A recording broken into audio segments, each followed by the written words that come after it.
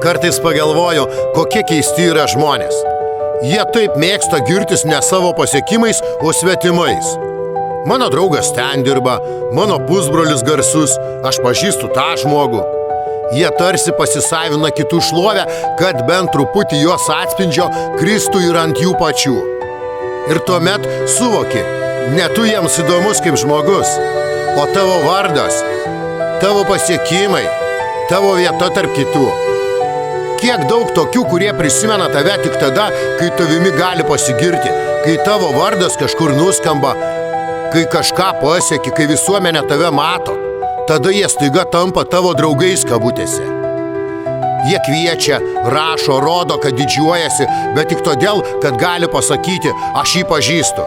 Nes jiems svarbu ne tavo asmenybė, o tavo atspindys jų akise.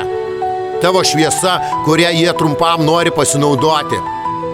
Bet jei tu būtum nieko neypatingas, jeigu būtum paprastas žmogus, tyliai einantis savo keliu, ar jie vis dar būtų šalia? Ar kviestų į svečius? Ar domėtųsi? Ar paklaustų, kaip sekasi? Greičiausiai ne, nes kam reikalingas tas, kuriuo negali pasididžiuoti?